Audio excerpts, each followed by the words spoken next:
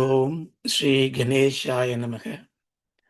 ஓம் அகம் பதார்த்தாய சிவாய பரமாத்மே நமக. யா மாயா மதுகைடப பிரமதினே யா மாயிஷோன்மூலினே யா தூம்ரேக்ஷண சண்டமுண்ட மதினே யா ரத்த பீஜாசினே யா சாசும்பன சிம்பகர்ப்பதலினே யா சித்தலக்ஷ்மீ பரா சா சண்டி நவகோடி மூர்த்தி சகிதா மாம் பாது விஸ்வேஸ்வரி. ஓம் ஸ்ரீ குருभ्यो நமக. சதாசிவசமாரம்பாம் சங்கராச்சாரிய மத்தியமாம் அஸ்மதாச்சாரிய பர்யந்தாம் வந்தே குரு பரம்பராம்.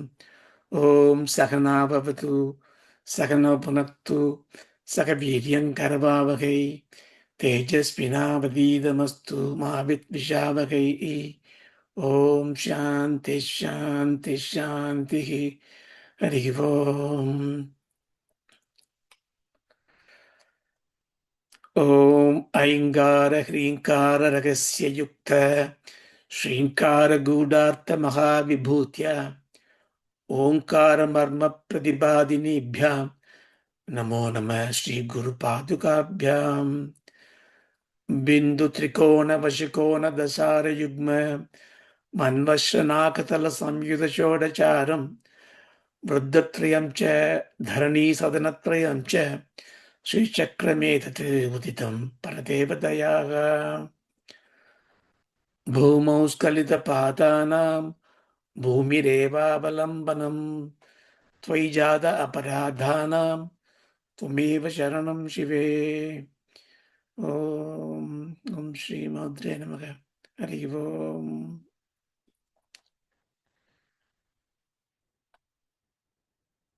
நமஸ்காரம்.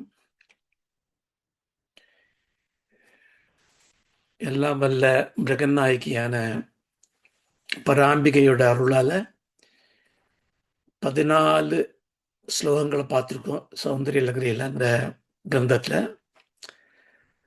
இந்த 14வது பாடல்ல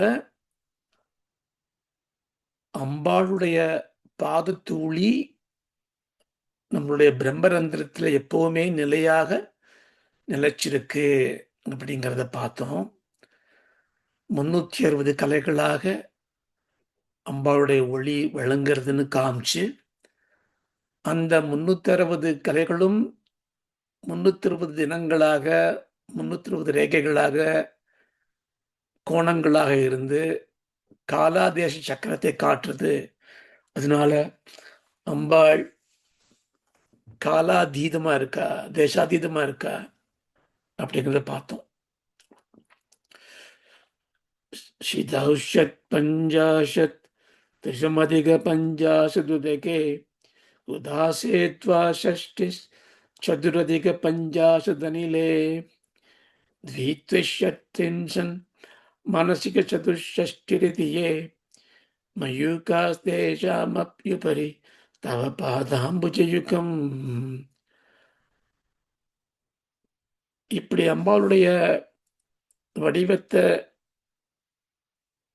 பூடகமா காமிச்ச பகவத் பாதாள் அடுத்த 2-3 தோத்திரங்களிலே அம்பாளின் ரூபத்தை குணபரியந்தம் வர்ணிக்கிறார். சப்தகுண பிரதானமா வச்சுட்டு அம்பாள் எப்படி இருக்கா, மகா சரஸ்வதியா இருக்கா, சாரதாம்பிகா இருக்காங்கிறத 15வது பாடல்ல காட்டுறார். சரஜ்யோஸ்னா சுத்தாம் சசித ஜட்டாஜூடமகுடாம் வரத்ராசத்ராண ஸ்படிக கடிகா புஸ்தகராம் சகுணத்வா நத்வா கதமிவ சதாம் சந்நிதததே மதுக்ஷீரத்ராட்ச மதுரி மதுரீனா பணிதய. சரஜ்யோஸ்னா சுத்தாம் சசியுத ஜடா ஜூடமகுடாம் வரத்ராசத்ராண ஸ்படிக கடிகா புஸ்தகராம் சகுணத்வா நத்வா கதம் இவ சதாம் சந்நிதததே மதுக்ஷீர திராட்சா மதுரி மதுரீனா பணிதய வெள்ளிடை குதிர் மதியது வதனும் விரிசடை அதில் மகுடமும் மதியும் அள்ளிட வரம் அருளுமுன் அபயம் அருட்கரம் வெண்மணியுடன் புதினம் தெள்ளிய நினதடிமலச் சரணம் தெளிவுற கணம் பணிவரின் மொழியும் உள்ளிதம் கனித்தேனுடன் பாலும் உகுமதில் இனிப்பிலாமலா போகும் வெள்ளிடை குதிர் மதியம் மதி அது வதனம் விரி சடை அதில் மகுடமும் மதியும் அள்ளிட வரம் அருளும் உன் அபயம் அருட்கரம் வெண்மணியுடன் புதினம் தெள்ளிய நினது அடி மலச்சரணம் தெளிவுற கணம் பணிவரின் மொழியும் உள் இதம் கனிந்தேனுடன் பாலும் உகும் அதில் இனிப்பிலாமலா போகும். ரொம்ப எளிமையான ஆனா இனிமையான ஒரு ஒரு பாடல்ல நமக்கு வந்து இதுல வந்து மகா சரஸ்வதிய காட்டுறார். சரஸ்வதினு நமக்கு என்ன ஸ்லோகம் ஞாபகத்துக்கு வரும்? யா குந்தேது துஷாரகாரதபள யா சுப்ரவஸ்திராத்சுத யா வீணா வரதண்ட மண்டிதகர யா ஸ்வேத பத்மாசன யா பிரம்மாச்சுத சங்கர பரப்ருதி தேவை சதா பூஜித சாமாம் பாவது சரஸ்வதி பகவதி. இன்னும் அந்த நிமேஷன் அந்த அந்த ஸ்லோகம் வருது பாருங்க. யா குந்தேது துஷாரகாரதபள யார் மீன்ஸ் ஹூ, யார். குந்தம்னா ஜாஸ்மின் ஃப்ளவர், குந்தம்னா மல்லிகைப்பூ, இந்துனா சந்திரன், யா குந்தேந்துனா மல்லிகையும் சந்திரனும். அப்புறம் எனக்கு துஷார ஹாரதவளா. துஷாரம்னா என்ன? துஷாரம்னா பனி,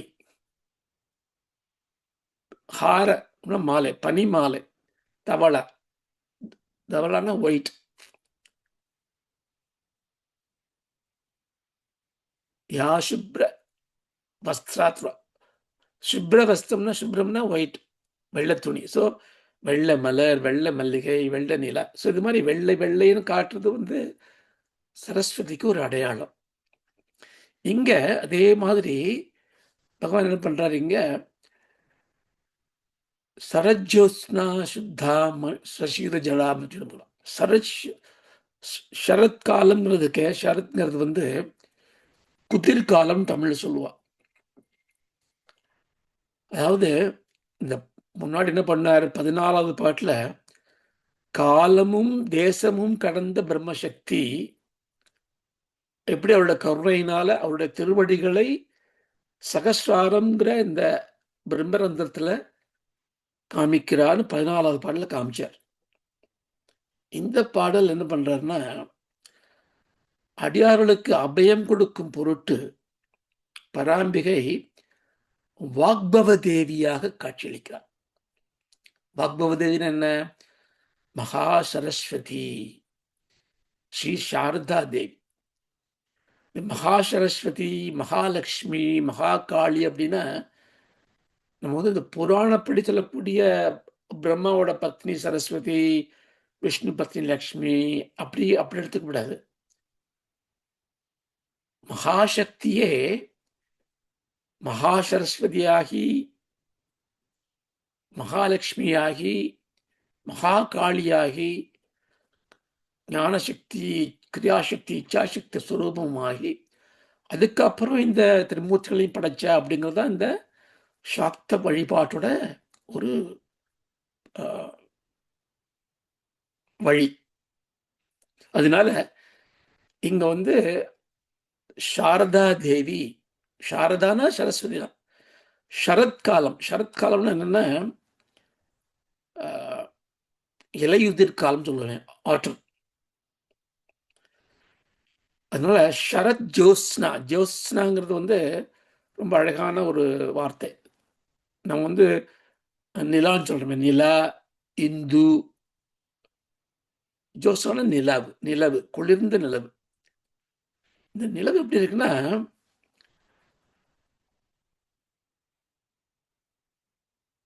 குளிர்காலத்துல, அதாவது வந்து நம்ம இலையுதிர் காலங்கள் வந்து நம்ம தமிழ்ல சொன்னோம்னா ஐப்பசி கார்த்திகை மாதம். அது மழைக்காலம் முடிஞ்சு, ரிஷருத்தம் முடிஞ்சு, மழைக்காலம் முடிந்து வரக்கூடிய காலம் இலையுதிர் காலம். அந்த இலையுதிர் காலத்துல என்ன ஆகுதுன்னா, மழை பெஞ்சு பெஞ்சு பெஞ்சு இந்த பூமியெல்லாம் அப்படி குளிர்மை அடைஞ்சு விடுது. நம்ம அனுபவிக்கக்கூடிய உஷ்ணம் வந்து கோடை கால உஷ்ணமும் சரி, எந்த காலத்துல உஷ்ணம் அனுபவிச்சா கூட அது ரெண்டு வகையா தாக்குறது. ஒன்று சூரியனுடைய வெப்பம், அதை விட ஜாஸ்தியான வெப்பம் அதை உள்ள வாங்கிட்டு பிரதிபலிக்கக்கூடிய பூமியோட வெப்பம். பூமி வந்து பெரிய சல்ஃபர் இருக்கு பூமியில, கந்தக பூமி நிறைய பிரதிபலிக்கும் அது.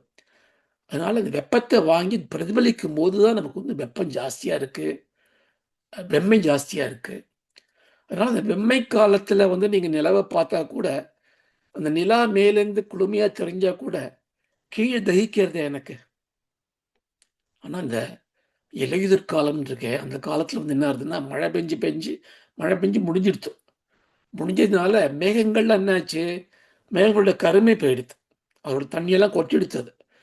அதனால மேகங்கள் ரொம்ப இலசா, ஆம், லகுவா அப்படியே அலைஞ்சுன்னு இருக்கு. கிளியரா இருக்கு மேகங்கள்லாம். கொட்டின மழையெல்லாம் பூமிக்குள்ள போய் பூமி ரொம்ப குளுமையா இருக்கு. அப்போ வானமும் தெளிவாயிடுத்து, பூமியும் குளுமையா இருக்கு. இப்போ நிலவை பாருங்க, நிலவு எப்படி இருக்கும், அப்படியே சரஜோஸ்னா, அப்படியே சுத்தம், ரொம்ப பரிபூர்ண சுத்தமா, ஒரு ஒரு வெண்ணெய் கலந்த கலர்ல, அப்படியே ஒரு வெண்ணெய் வந்து கலர்னு சொல்லக்கூடாது, கருப்பும் வெள்ளையும் நிறங்கள் கிடையாது. எல்லா நிறங்களையும் உள்ள வாங்கிக்கிறது கருப்பு. எல்லா மொழியும் கொடுப்பது வெள்ளை. அதான் பரபிரம்மம் வெள்ளைன்னு சொல்லுவா, கருப்புன்னு சொல்லுவா. பரமேஸ்வரன் வெள்ளைன்னா, அம்பாள் காளி கருப்பு. மகாலட்சுமி வெள்ளை, அது ஹிரண்யான்னு சொன்னா, ஈஸ்வரன் மகாவிஷ்ணு கருநீலம், கருமை. அது மாதிரி மாறி மாறி இருக்கும். ஸோ இங்க வந்து அப்படியான ஒரு வெண்மை அம்மாளுக்கு இருக்கா.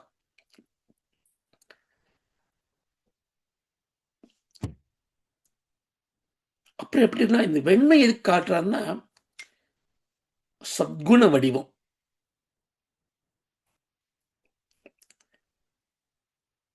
சத்குண வடிவம்னா, சத்குணத்துக்கு என்ன அர்த்தம்? வெண்மைங்கிறது ஒரு ஒரு ஒரு கலம். ஏன்னா அது வந்து வெண்மை நிறமில்லைன்னு அர்த்தம். ஒரு நிறம் வருதுன்னா ஒரு ஒரு ஆட்ரிபியூட் வருது. ஒரு பிக்மெண்ட், பிளாக் பிக்மெண்ட் தெரியறதுன்னா, சாரி ப்ளூ பிக்மெண்ட் தெரியறதுன்னா, இந்த ப்ளூ கலர் ரிஃப்ளெக்ட் பண்ணக்கூடிய ஒரு சக்தி வந்து விடுறது, ஒரு குணம் வந்து விடுறது. குணம் வந்துடுச்சுன்னா அது அது வந்து கலப்பாயிடுது. பியூர் பியூர் சத்துவகுணம் இல்லை. அதனால சத்வகுணத்துக்காக அவளை காட்டுறா. சசியுத ஜடாஜூட முகுடாம், வெள்ளை வெள்ளை கலர்களுக்கு உடம்பு. தலைமுறை எப்படி இருக்குன்னா, மகுடம் போட்டிருக்கா. அந்த மகுடம் என்னமா இருக்குன்னா, சசியுத, சசினா சந்திரன், அது ஒரு சந்திரன் இருக்கான். சந்திரன் மாதிரி உடம்போட வெண்மை. அந்த ஜடாமுகுடம் வந்து ஜடையா இருக்கு. ஏன் ஜடையா இருக்குன்னா, அம்பாள் யாரு? பரமேஸ்வரனோட பாதி இல்லையா? ஸோ பரமேஸ்வரனுக்கு ஜடாமுடி, ஸோ அம்பாளுக்கு ஜடாமுடி தான். ஜடாமுடிய மகுடமா இருக்கான். அதில் சசியுத்தம், அதில் வந்து ஒரு நிலவு இருக்கு. அதுக்கப்புறம் என்ன பண்றான்னா, வர திராசத்ரான ஸ்படிகடிகா புஸ்தக கரா. இதில் பாருங்க வேடிக்கை. முன்னாடி என்ன சொன்னார், அம்பாள் வந்து புதன்யபாணிப்யாம் அபயபரதோ தெய்வதனக, 4வது பாட்டில் துவமேகா நைவாசி பிரகடித பராபித்யபிநயனா பயாத்ராதும் பலமபி ச வாஞ்சாமசதிகம் சரண்யே லோகானாம் தவிகி சரணா வேவ நிபுணாவ். நீ எப்படி இருந்தம்மா நீ? அபயவரது தெய்வ தனக, எல்லா தெய்வங்களும் அபயவரம் காட்டின்னு இருக்கு. துவமேகா நைவாசி பிரகடித அபிநய அபிநய யூ யூ உனக்கு வந்து இந்த அபிநயமே இல்லை.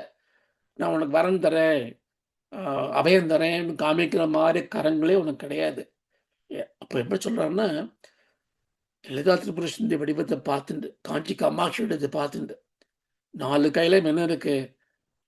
பாவசம், அங்குஷம், கரும்பு, மலர்கணைகள் வச்சுட்டு இருக்காரு இல்லையா அம்பாள். அப்போ வரந்தரேன், அபயந்தரேங்கிற கைகளை காட்டவே இல்லையே. அப்ப என்ன சொன்னார்? நீ வந்து விளம்பரம் இல்லாம இருக்க, பராசக்தியா இருக்கன்னு சொன்னார். நான் இங்க என்ன பண்றாருன்னா, உனக்கு வந்து கரம் இருக்கு. இந்த கரத்துல என்ன வச்சுட்டு இருக்க நீ? ஸ்படிக கடிகா புஸ்தக, ஸ்படிக கடிகா இருக்கு, புஸ்தகம் இருக்கு.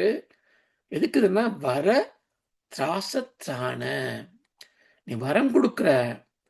திராசம்னா பயம், திராசத்ராணம்னா பயத்தை போகக்கூடிய இதை கொடுக்குற, நீ அபயத்தை கொடுக்குற. அப்ப 2 கருத்துல அது இருக்கு. அபயகஸ்தம் இருக்கு, வரகஸ்தம் இருக்கு. இப்போ நம்ம என்ன வச்சுக்கலாம்னா, அம்பாள் வந்து சாரதா தேவியா இருக்கக்கூடிய மகாசக்தி. சாரதாவும் சரஸ்வதியும் வேற கிடையாது, எல்லாமே மகாசக்தி தான். சாரதாவா இருக்கும்போது மகாசக்தியானவள் சத்துவகுண நிரூபணியா, சகல வித்தைகளும் இருக்கக்கூடிய ஞானானந்த சுரூபணியா இருக்கா. அதான் புராணத்துல வீணையோட இருக்கக்கூடிய பிரம்மபத்தினியா சரஸ்வதியா காமிச்சுட்டு இருக்கு. நம்ம மகா சரஸ்வதிங்கிறப்ப அதே மாதிரி வெள்ளை ஆடை கட்டிண்டு சந்திர கலசத்தோட இருக்கலாம். அதனால ஒரு கையில வரம், ஒரு கையில அபயம் கொடுத்துட்டு, இன்னொரு கையிலையும் என்ன பண்ணிருக்காங்க? ஸ்படிக கடிகா. ஸ்படிகம்னா ஸ்படிகம், அதாவது தெளிந்த மணிமாலை. கடிக்கான மணிமாலை. சில புத்தகத்துல குடிக்கான்னு போட்டிருப்பான். குடிக்கான பாத்திரம். கடிகா ஒரு மணிமாலை வச்சுட்டு இருக்க, அக்ஷர மணிமாலை வச்சுட்டு இருக்க, புஸ்தகம் வச்சுட்டு இருக்க.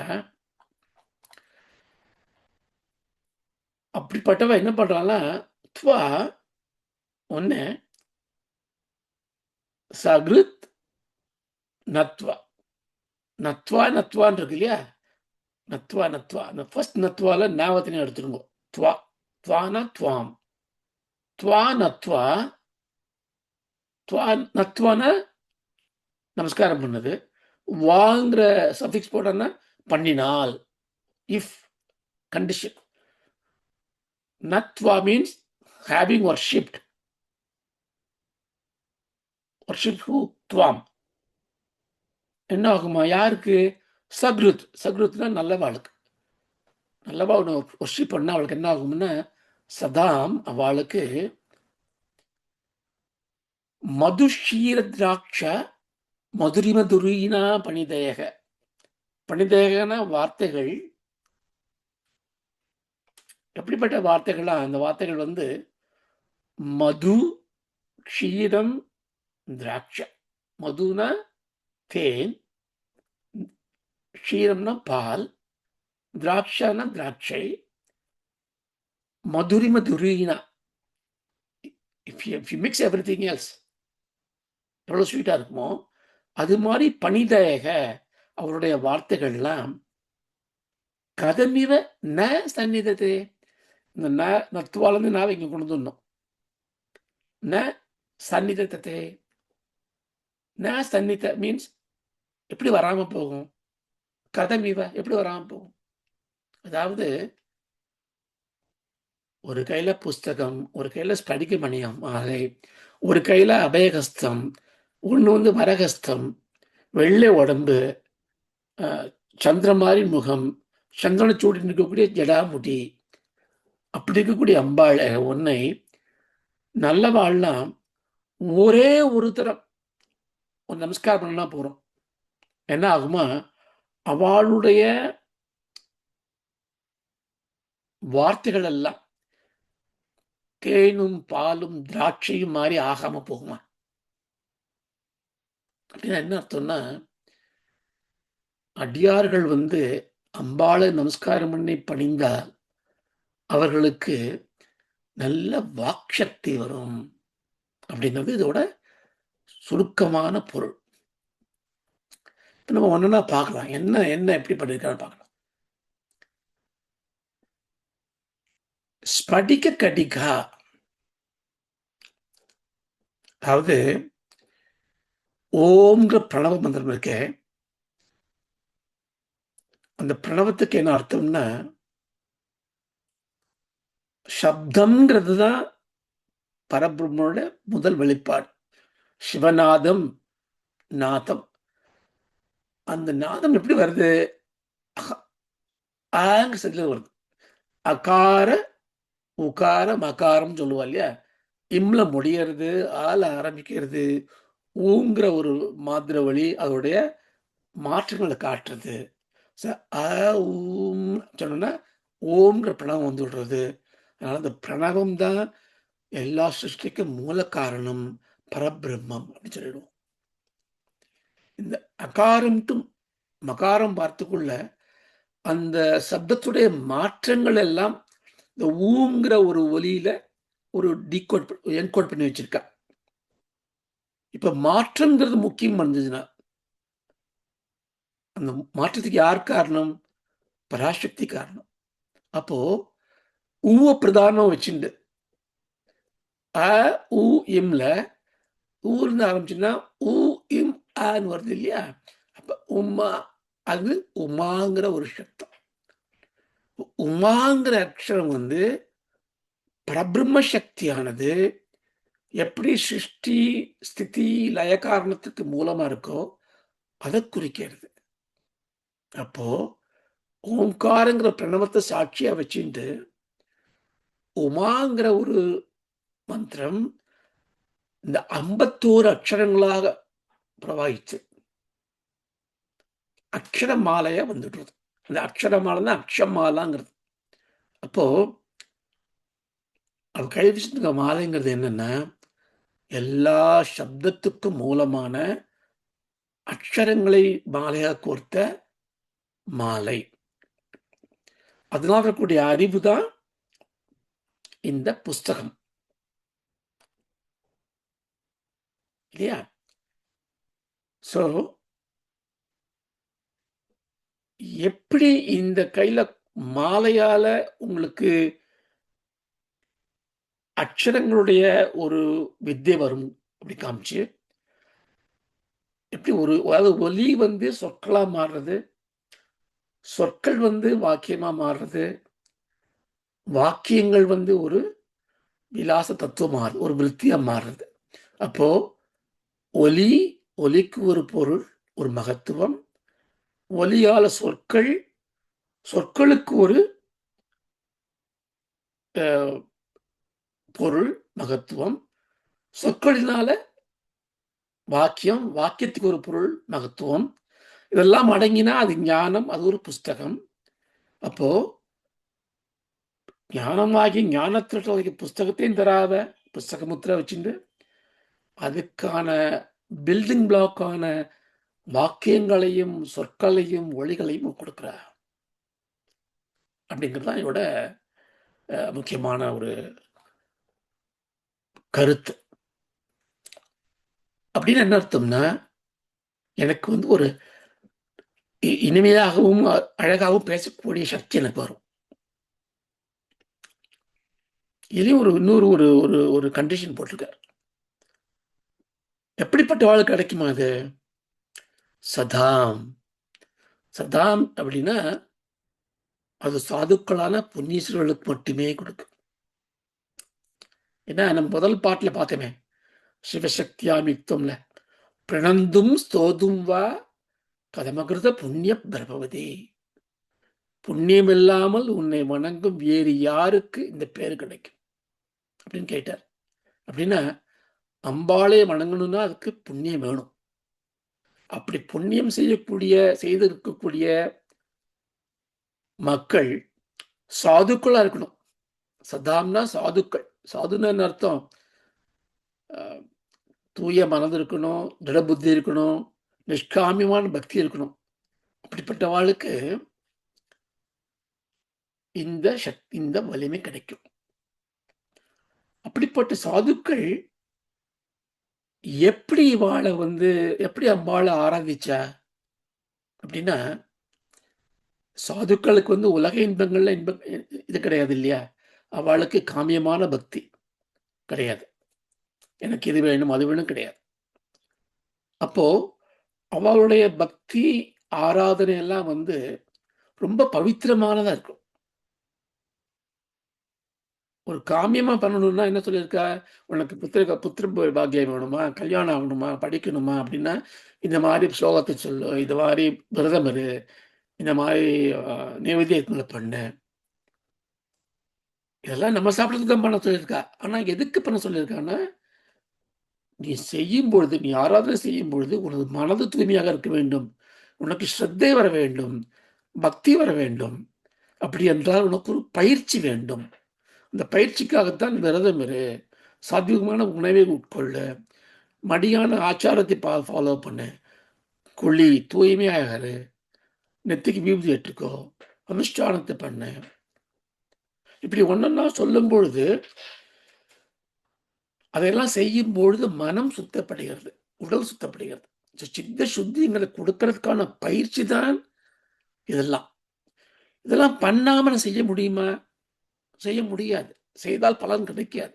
ஏனென்றால் இங்கே நாம் செய்வது நாம் விரும்பக்கூடிய காமிய பலனுக்காக.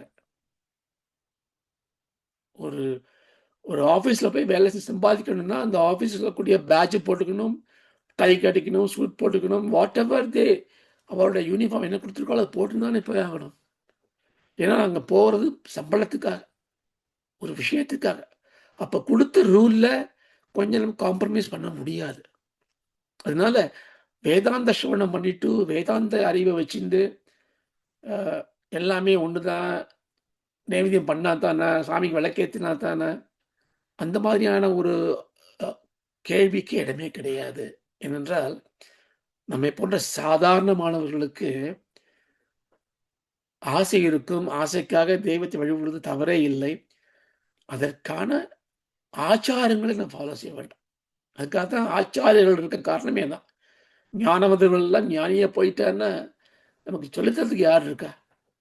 அதனால தான் ஆச்சாரியர்களும் பண்டிதர்களும் மடங்களில் இருக்காங்க. நமக்காகத்தான் அவன் பூஜை பண்ணுற. காஞ்சி மடத்துக்கோ, சிங்கேரி மடத்துக்கோ, ஜிஆர் மடத்துக்கோ போனால் அங்கே என்ன பண்ணுவோம், நம்ம இந்த குருவாக இருந்துட்டு பூஜை பண்ணிட்டு இருப்பா. அவளுக்கு பூஜை பண்ண வேண்டிய அவசியம் என்ன அப்படின்னா, அவள் பூஜை பண்ணுறது நீ பூஜை பண்ணணும். ஏனென்றால் நீ இங்கே வந்திருக்க காரணமே ஞானத்துக்காக வரல. ஞானம் இருக்கலாம், ஞான வேட்கை இருக்கலாம். நீ வந்திருக்கிறது உன்னுடைய மனசு திருப்திக்காக, மன சந்தோஷத்துக்காக, துக்கம் போகிறதுக்காக, ஏதோ ஒன்று நடக்கணுங்கிறதுக்காக. இப்போ காரிய சக்தி வேணி பண்ண வேண்டி இருந்ததுன்னா அதுக்கான காமிய கர்மத்துக்கான நியமனம் பண்ணணும். ஸோ இதெல்லாம் சொல்லியிருக்கேன். நான் இங்கே என்ன பண்ணியிருக்காருன்னா, நத்வா ஜஸ்ட் நமஸ்காரம் பண்ணால் போகிறோம். இப்படி மன்மதன் பண்ணா ஒரு நமஸ்காரத்தை பண்ணிட்டு எல்லா வரலையும் வாங்கிட்டானே. ஏன்னா மனமும் புலனும் புத்தியும் அம்பாளுக்கு சரண்டர் பண்ணியாச்சுன்னா நிஷ்காமியமான ஒரு பாவம் கொடுத்துனா, எல்லாரையும் அன்பா பார்க்கக்கூடிய ஒரு பக்குவம் கொடுத்துனா, நமக்காக என்ன வேணும் கேட்காம இருக்கணுங்கிற ஒரு முதிர்ச்சி கொடுத்துனா, சுவாமிக்கு எப்படி ஆராதனை பண்ணாலும் ஆராதனை, உங்களை செய்யக்கூடிய செயல் ஆராதனை, நீங்க குளிக்கிறதே சுவாமிக்கான அபிஷேகம், இப்படிலாம் ஒரு முக்தி வந்துடும். அதனால அப்படிப்பட்ட புண்ணிய சீலர்கள் போய் அம்பாளை நமஸ்காரம் பண்ணா போறோம். நமஸ்காரம் பண்ணாலே என்ன பயன் கிடைக்கிறதா? அன்னையின் அருளினால் அவர்களுக்கு மொழி வளம் சிறக்கிறது. அதான் இந்த பாடோட கருத்து. மொழி வளம். மொழினா என்ன? மொழி என்பது நம்மை நாம் உலகுக்கு உணர்த்துகின்ற கருவி. மனுஷ ஜென்மத்துக்கு ரொம்ப முக்கியமான ஒரு உயர்வு என்னன்னா, மனுஷனால தான் சிரிக்க முடியும். அதாவது சிரிப்பின் மூலமாவே ஒருத்தரை வரவேற்கக்கூடிய ஒரு பண்பை நம்ம காட்ட முடியும். அது ஒரு பெரிய ஒரு இனிமை. அதுவும் முகத்துல தான் இருக்கு. அதே மாதிரி மனுஷனால தான் பேச முடியும். அந்த பேசக்கூடிய ஒரு வெளிப்பாடு முகத்திலிருந்து தான் வருது. அதனால வதனம்ங்கிறது ரொம்ப முக்கியம். அந்த இனிய வதனம்னா அழகான முகம் மட்டும் இல்ல, அழகான பேசக்கூடிய முகம். அந்த பேசுறதுக்கான மொழி. அந்த மொழி என்பது தான் நம்மளுடைய உலக விவகாரங்கள நம்ம பார்க்க முடியும். மத்தவங்கள பேச முடியும். நம்மளுடைய உணர்வுகளை பரிமாறிக்கொள்ளக்கூடிய கருவி மொழி. ஏன்னா, அந்த மொழி என்பதும் நம்முடைய சொற்கள் என்பதும் எழுத்தாகட்டும், பேச்சாகட்டும் உலகத்தை ஒன்றாக்கலாம், உலகத்தை பிளக்கலாம். ஒரு நாட்டை உருவாக்கலாம், ஒரு நாட்டை பிளக்கலாம்.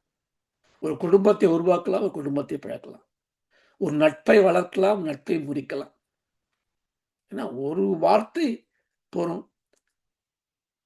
ஏன்னா ஒரு வார்த்தைங்கிறத வந்து இந்த மொழி வர வேண்டும். அந்த மொழி ஒரு வாக்கியமாக வர வேண்டும். அந்த வாக்கியத்தை வந்து நம்ம வந்து சொல்லக்கூடிய ஒரு மாண்பு நமக்கு இருக்கணும்.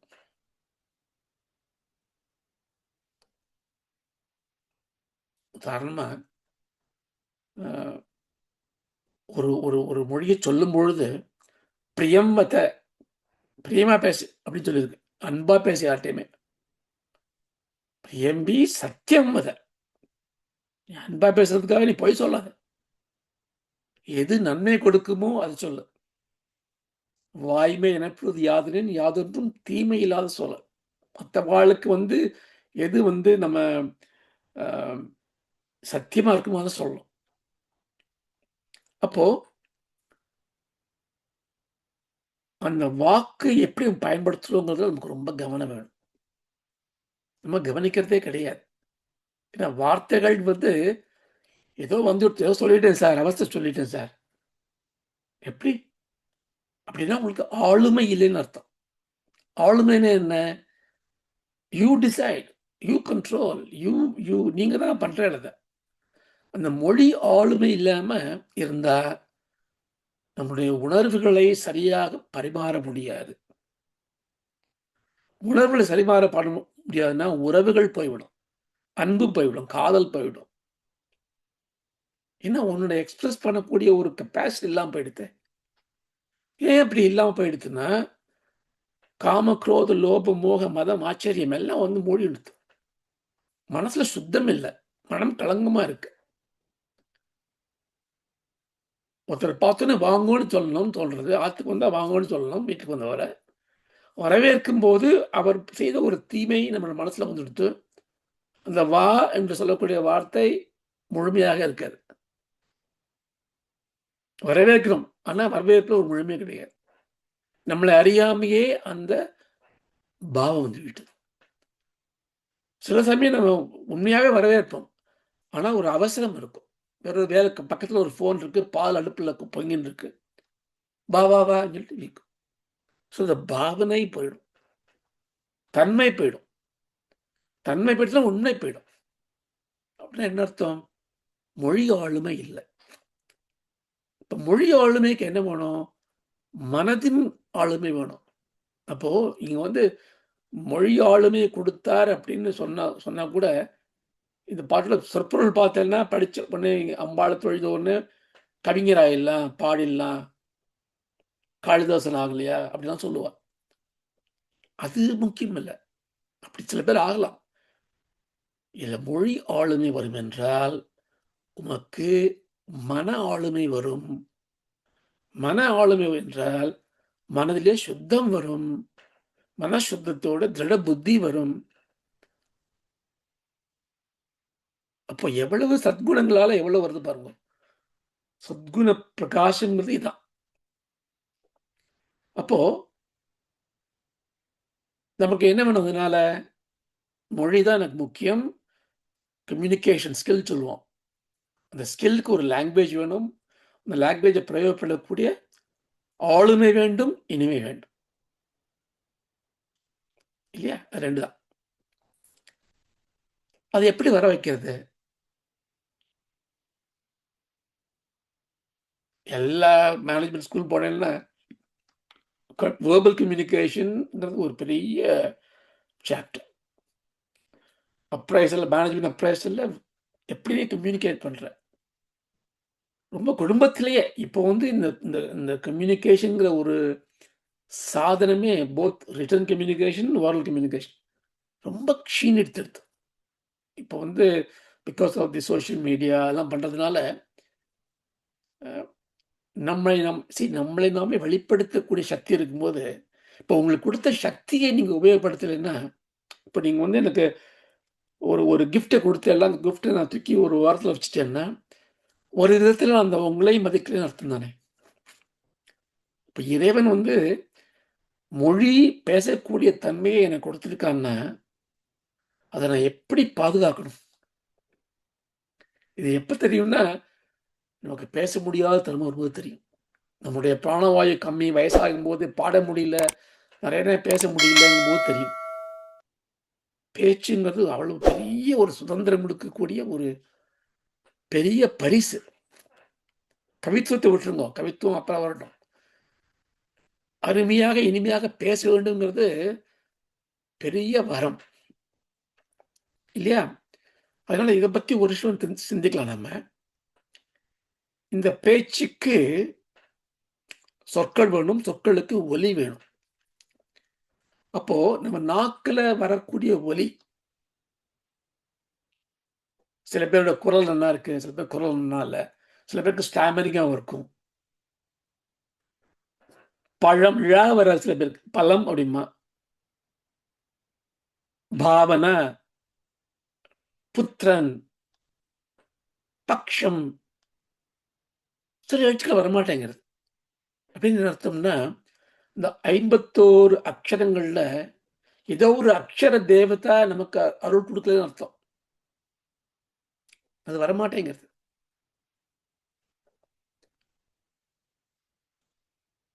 வார்த்தையே வரல அப்படின்னா, அந்த வாக் தேவதா நமக்கு அருள் குடுக்கலன்னு அர்த்தம். பட் இந்த சப்தம் எங்கேருந்து வருது? என் வாயிலேருந்து வருது. இல்ல.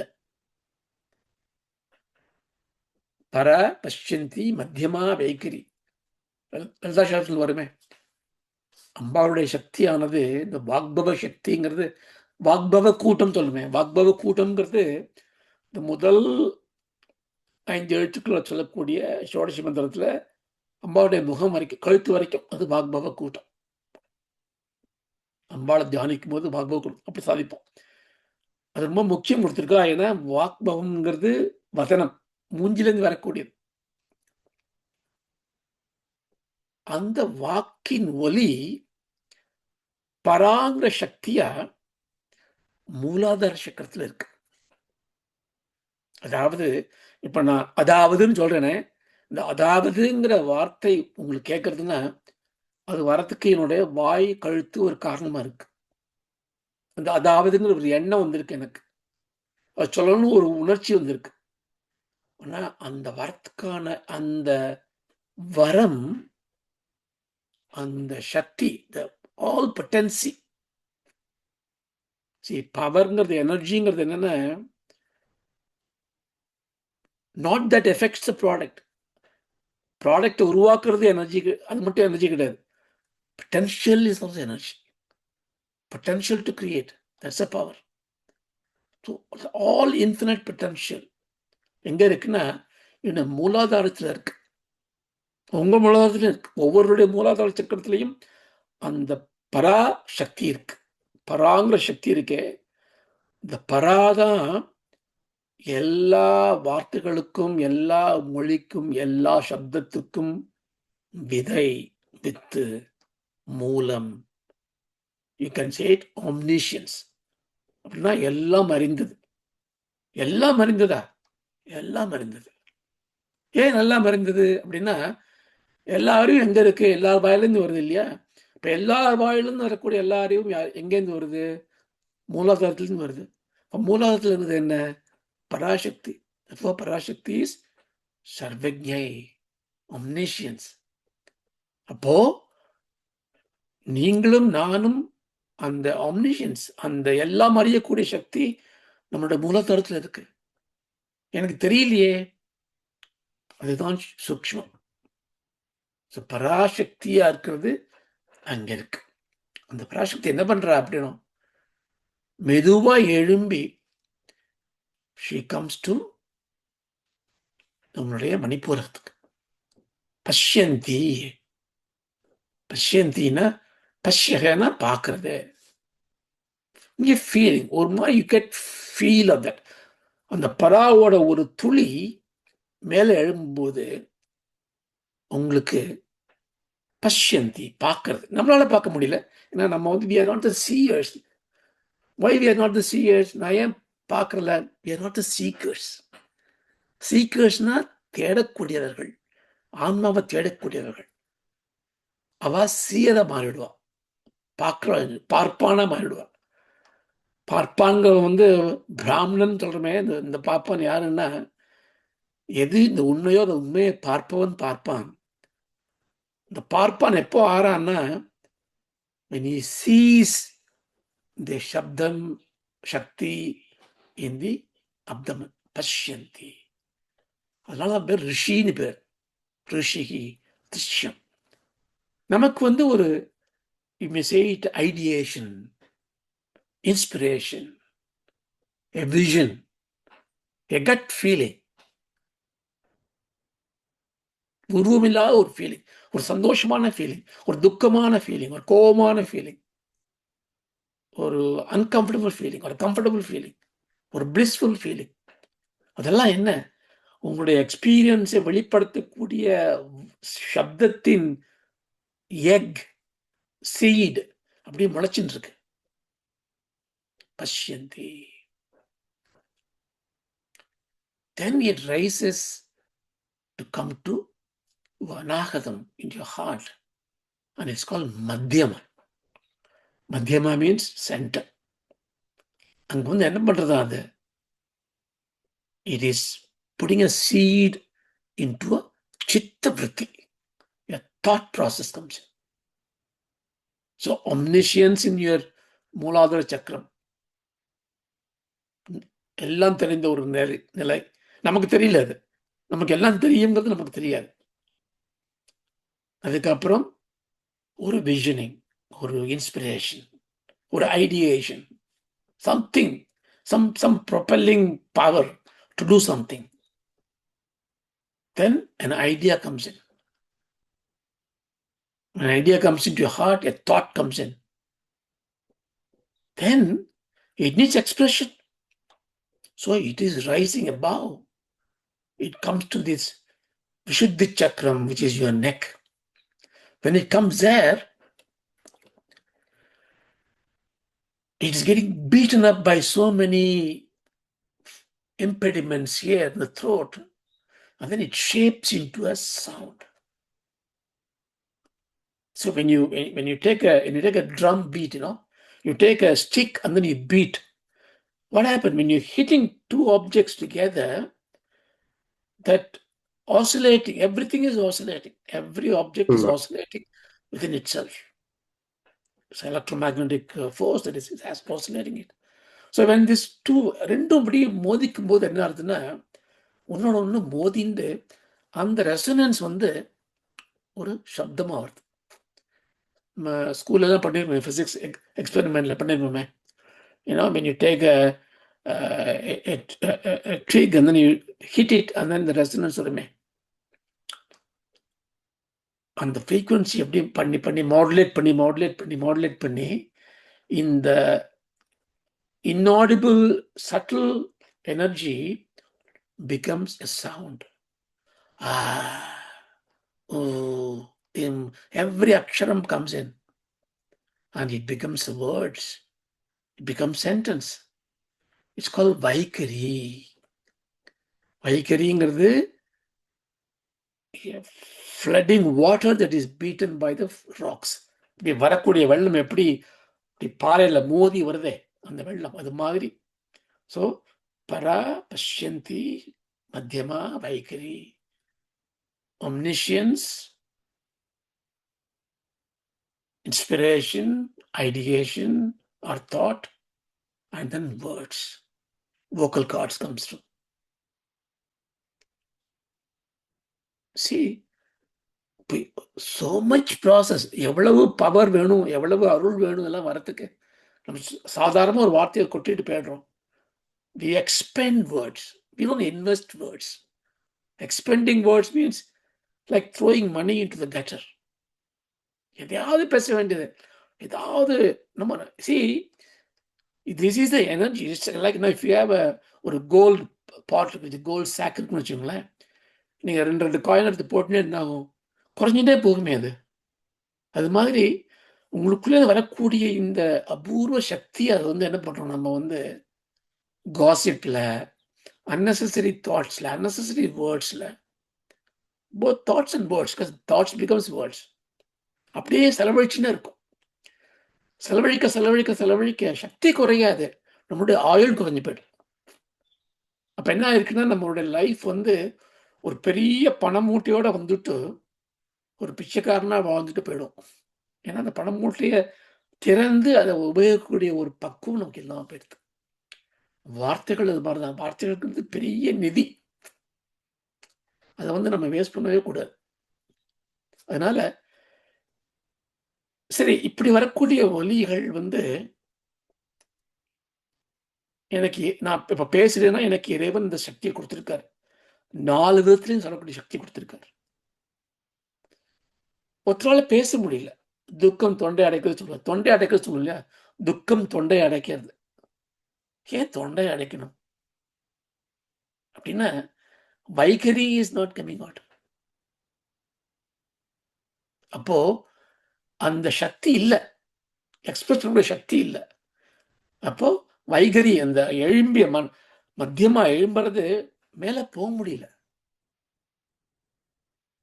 அப்ப என்ன ஆகுதுன்னா, திரும்பி அங்க போறது, நெஞ்சு அடைக்கிறது, மனசு குமுறது, மனசு தடுமாறுறது. ஸோ இந்த சக்தி வெளிப்பாடுங்கிறது ரொம்ப ரொம்ப முக்கியம். அப்போ இதை நம்ம ஜாக்கிரதா யூஸ் பண்ணணும். வார்த்தைகளை யூஸ் பண்ணுறதுக்கு முன்னாடி அதுக்கு ஒரு நமக்கு நமஸ்காரம் பண்ணி தான் யூஸ் பண்ணணும். ஒவ்வொரு வார்த்தை நமக்கு வருதுன்னா, ஒவ்வொரு வார்த்தையும் நமக்கு கிடைச்ச பெரிய வரம். அப்படின்னா வாக் தேவதைக்கு இது எப்பவுமே நமஸ்காரம் பண்ணிட்டே இருக்கணும். அப்பதான் பேச முடியும். ஏன்னா பேச முடியலன்னா வாழ்க்கையே போயிடுது. நன்னா பேச முடியலன்னா நல்ல வாழ்க்கை போயிடுது. இனிமையா பேச முடியல நல்ல உறவு போயிடுது. அதனால இது ஒரு பெரிய வரம் அப்படின்னு நினைக்கணும். அந்த வரத்தை சாதாரணமானவர்களுக்கும் அம்பாள் கொடுத்துடுறா. அதனால நம்ம பெரிய புண்ணியசாலி இல்லைன்னா கூட தினம் அம்பாள் நமஸ்காரம் பண்ணோம்னா நமக்கு இந்த ஒரு பாக்கியம் கிடைச்சிடும். இந்த பாக்கியம் கிடைச்சதுன்னா நமக்கு நல்ல உறவு வந்துடும் அப்படிங்கிறது இருக்கு. இதே கொஞ்சம் புண்ணியசாலியாக இருந்தா அவளுக்கு கவித்துவம் வந்துடுமா. கவித்துவம்னா என்ன? சொல்லக்கூடியத அழகா சொல்றது, சுருக்கமா சொல்றது, மனசுல பதியக்கூடிய மாதிரி சொல்றது, இனிமையா சொல்றது. இப்ப குழந்தை மழலை பேசினா சொல்லுவாங்க, குழலிருந்து ஒரு யாழ் எழுது என்பர். அதே ஒரு இனிமையா இருக்கு. ஏன்னா இனிமை தருது. நீங்க சாப்பிட்டியாம்மா அப்படின்னு கேட்டாலே சில பேருக்கு இனிமையா இருக்கும். அப்போ அதே ஒரு கவிதை இல்லையா? கவிதைங்கிறது சந்தம், ரசம் அதெல்லாம் இருக்கணும்னு அவசியம் இல்லை. அஃப்கோர்ஸ் இலக்கணப்படி அதெல்லாம் வேணும். ஆனா ஒரு நல்ல பேச்சே கவிதை ஆயிடும். கவித்துவம்னா பெரிய கவித்துவம். காலமேக புலவருக்கு படுத்திருந்தார் அவர், ஒண்ணுமே இல்லை, அம்பாள் நினைச்சுட்டு அகிலாண்டேஸ்வரி ஒரு தாம்பூலத்தை வாயில போட்டாலும் அவனுக்கு கவிதை வந்துட்டு. முத்தை தருன்னு எழுதி கொடுத்தார் முருகப்பெருமான் அருணகிரி வாசல்ல நாக்குல வந்துட்டு. தேசிகருக்கு அது மாதிரி ஒவ்வொருத்தருக்கும் அம்பாவுடைய கடாட்சம் கவித்துவத்தை கொடுக்கிறது. அந்த கவித்துவம் எப்படி இருக்கான்னா, என்ன தேனும் பாலும் திராட்சையும் கலந்தது. அவ்வளோ இனிமை. நீங்க வந்து தேன், பால், திராட்சையை கலந்து சாப்பிட்டீங்களா தெரியாது எனக்கு. இங்க ஒரு உதாரணத்துக்காக சொல்லியிருக்கேன், ரசத்துக்காக சொல்லியிருக்கேன். திராட்சைனா இங்க நம்ம வந்து உலர்ந்த ட்ரை கிரேப் எடுத்துக்கணும், ரைசன். ஏன்னா உலர்ந்த திராட்சைங்கிறது வந்து எப்பவுமே ஃப்ரெஷ் ஃப்ரூட் அது. ஏன்னா திராட்சை ஃப்ரெஷ் திராட்சை அழுகி போயிடும். ட்ரை ஆகிடுச்சுன்னா எப்பவுமே ஃப்ரெஷ்ஷாக இருக்கும். பால், தேன் எப்பவுமே ஃப்ரெஷ்ஷாக இருக்கும். பாலும் ஓரளவுக்கு ஃப்ரெஷ்ஷாக இருக்கும்.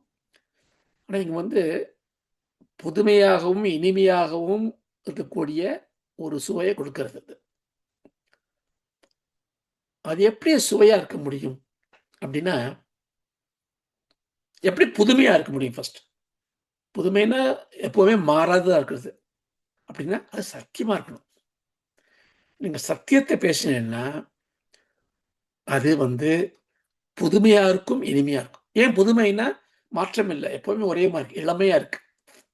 அதனாலதான் தமிழ்ல வந்து இன்னும் அழகான வார்த்தைகள் இருக்கு. தமிழ்ல வாய்மைன்னு இருக்கு. வாயில வரக்கூடிய மெய், அதாவது சொல்லக்கூடிய சொற்கள்லாம் சத்தியமா இருந்தா அதுக்கு வாய்மைன்னு பேர். மெய்மை அப்படின்னா செய்யக்கூடிய செயல். நான் என்ன சொன்னேனோ அதான் செய்யறேன். நாளைக்கு உங்களுக்கு 10 ரூபா தரேன் சார் அப்படின்னா, நாளைக்கு கொண்டு வந்து 10 ரூபா கொடுக்குறேன்னா மெய்மை. வாய்மை இருக்கு, மெய்மை இருக்கு. மனசுக்குள்ள எப்பவுமே நான் ஆத்ம ஞானத்தோட சுத்திரத்தோட இருந்ததுன்னா உள்மை இருக்கு. அதுக்கு பேர் உண்மை. வாய்மைனா வாயில சொல்லக்கூடிய சத்தியம், மெய்மைனா நடத்தில கடக்கூடிய சத்தியம், உள்மை அது உண்மைங்கிறது நம்ம எப்பவுமே ஒருமையா இருக்கக்கூடிய சத்தியம். இப்படியான ஒரு சத்தியத்தோட இருந்தோம்னா நம்ம பேச்சு கழுத்தும் ஆயிடும். அது விருந்தாவும் ஆகும், மருந்தாவும் ஆகும். ஸ்வீட்னா இனிமை இல்லையா? விருந்தா கொடுத்தா அப்படி இருக்கும். நிறைய சாப்பாடா சாப்பிட்டு இருந்தோம்னா என்ன ஆகும்? இன்டைஜஷன் வந்துடும், சுகர் வந்துடும். ஸோ சாப்பிடும்போது மருந்து கொடுக்கும். இல்லை பேலன்ஸ் டயட் வேணும், மருந்தும் கொடுக்கணும். தேன் ஒரு மருந்து, பால் ஒரு மருந்து. ஸோ இதில் வந்து பாருங்க, தேன் வந்து ஆயுர்வேதத்தில் தேன் ரொம்ப ரொம்ப முக்கியம். பாலில் நெய் ரொம்ப பெரிய மருந்து. ஸோ மருந்தாகவும் இருக்கணும், சத்தியமா இருக்கணும். அதுக்கு என்னன்னா வேதங்களுக்கும் மதுன்னு பேர். சாண்டோக்கியோபனிஷத்துல வந்து தஸ்யை தஸ்ய மதுன ருத்வேதோ ஏவ மதுநாடி அஜுர்வேதோ பூரக சாமவேதோ புஷ்பக அப்படின்னு ஒன்று இருக்கு. யஜுர்வேதம் வந்து ஒரு தேனோட கூடு, வேதம்ங்கிறது ஒரு மது, மது மதிஷியே மது மனுஷியே. யம் பிருத்திவி சர்வேஷாம் பூதானாம் மது அஸ்யை பிருத்திவியை சர்வாணி பூதானி மது. பிரதாரண்ய உபனிஷத். மது வித்யான்னு ஒரு வித்தியே இருக்கு. மதுனா அங்க வந்து வேதம் அப்படின்னு அர்த்தம். இங்க மதுனா வேதம். அப்போ நம்ம பேசக்கூடிய வார்த்தை வந்து மதுரமா இருக்கணும்னா, மது இருக்கணும்னா அது இனிமே இருக்கணும்னு அர்த்தம் இருக்கு, சுவை இருக்கணும்னு அர்த்தம் இருக்கு, மருந்தா எனக்கு எனக்கு வழிகாட்டணும் அர்த்தம் இருக்கு. அந்த மருந்தா வழிகாட்டணும்னா அதுல வேத உண்மை இருக்கணும்னு ஒரு அர்த்தம் இருக்கு. அப்படின்னா நான் பேசக்கூடியதெல்லாம் வேத சாட்சியா இருக்கணும், ஆத்மார்த்தமா இருக்கணும், சான்றோர்கள் சொன்ன உண்மையா இருக்கணும், பொய் சொல்லக்கூடாது. அதான் மது. ஸ்ருதிங்கிறதுக்கு என்ன? ஸ்ருதிங்கிறதுக்கு வந்து